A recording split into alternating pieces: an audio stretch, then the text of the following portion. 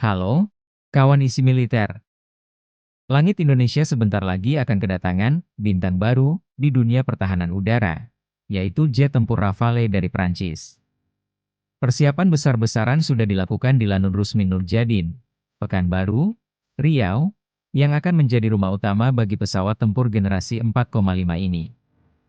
Tapi, apa saja yang sudah dikerjakan TNI AU, bagaimana kesiapan infrastrukturnya, dan apa arti strategis Rafale bagi kedaulatan udara kita? Mari kita bahas tuntas dalam video ini. Sejak 10 Februari 2022, Indonesia resmi menandatangani kontrak pembelian 42 unit Rafale dengan Dassault Aviation. Kontrak ini menjadi salah satu tonggak penting modernisasi alutsista udara Indonesia, sekaligus jawaban atas kebutuhan pesawat tempur modern setelah era F-5 Tiger dan permajaan armada Sukhoi. Kenapa Rafale yang dipilih? Jet tempur ini dikenal serbaguna, mampu melaksanakan berbagai misi.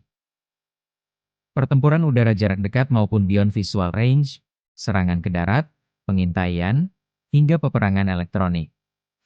Dengan kata lain, satu platform bisa mengisi banyak peran yang sebelumnya membutuhkan beberapa jenis pesawat berbeda.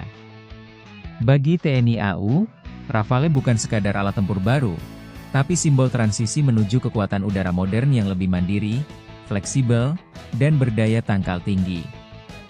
Kedatangan Rafale tentu tidak bisa serta-merta, karena pesawat ini membutuhkan ekosistem yang matang. Itulah sebabnya Lanut Rusmin Nurjadin mulai disiapkan. Wakasau Marstia TNI Teddy Rizali Hadi beberapa waktu lalu meninjau langsung pembangunan infrastruktur. Fasilitas yang dicek bukan main-main, mulai dari taxiway, Jet Blast Skadron Udara 12, hanggar, gedung pilot, gedung simulator, hingga warehouse logistik dan skadron teknik 045. Semua ini disiapkan untuk memastikan Rafale dapat dioperasikan dengan aman, efisien, dan sesuai standar. Komandan Lanut Rusmin, Marsma TNI Abdul Haris, menegaskan bahwa mereka memastikan kesiapan bukan hanya dari sisi fisik, tapi juga personel dan penguasaan teknologi. Kami memastikan kesiapan personel, penguasaan teknologi, hingga percepatan pembangunan fasilitas dapat berjalan maksimal, ujarnya dalam satu kesempatan. Fasilitas ini penting karena Rafale dilengkapi dengan sistem avionik mutakhir yang tidak bisa ditangani dengan cara lama. Misalnya, gedung simulator harus sesuai standar Perancis agar pilot bisa berlatih tanpa membuang jam terbang pesawat. Begitu juga smart hangar yang dilengkapi sistem keamanan dan kontrol suhu modern, karena avionik Rafale sensitif terhadap kelembaban tropis. TNI AU tidak hanya menyiapkan bangunan, tapi juga manusianya. Hingga Agustus 2025, sebanyak 16 personel TNI AU sedang mengikuti program pelatihan di Prancis. Dari jumlah itu, 12 berasal langsung dari Lanut Rusmin, 3 penerbang, 2 perwira teknik, dan 7 teknisi. Pelatihan mereka mencakup penggunaan simulator, manajemen avionik, sistem persenjataan, hingga prosedur perawatan.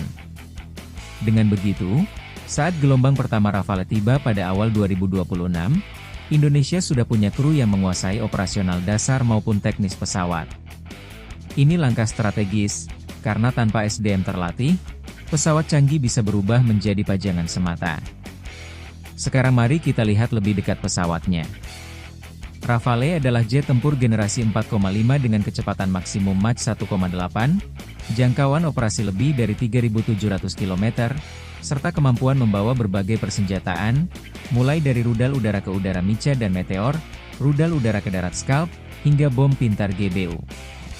Salah satu keunggulan Rafale adalah sensor fusion, teknologi yang menggabungkan data dari radar AESA, sistem infrared, dan elektronik warfare menjadi satu tampilan terintegrasi untuk pilot.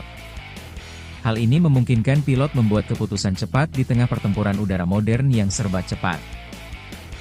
Selain itu, Rafale juga dilengkapi sistem peperangan elektronik Spectra, yang bisa mendeteksi, mengacak, bahkan menipu radar lawan. Fitur ini membuat Rafale punya daya survivabilitas tinggi bahkan ketika menghadapi sistem pertahanan udara canggih.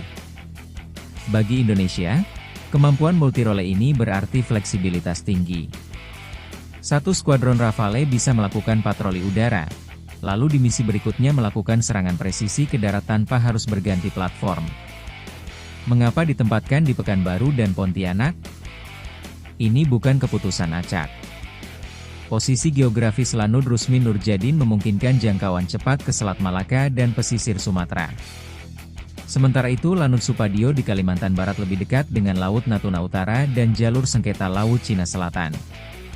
Dua lokasi ini memberi lapisan pertahanan strategis di sisi barat Indonesia, mengamankan jalur perdagangan vital, dan memperkuat daya tangkal terhadap potensi ancaman udara dari utara.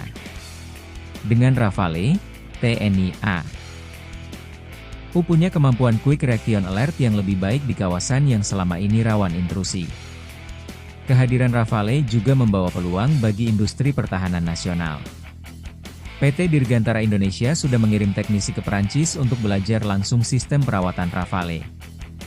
Ada peluang transfer teknologi di bidang maintenance, repair, and overhaul, MRO. Jika ini bisa dimaksimalkan, Indonesia tidak hanya membeli pesawat, tetapi juga membangun kemandirian perawatan jangka panjang. Hal ini penting untuk mengurangi ketergantungan penuh pada Perancis dan menekan biaya operasional. Tantangannya tentu ada, biaya operasional yang tinggi, kebutuhan stok suku cadang, serta kesiapan infrastruktur yang harus terus ditingkatkan.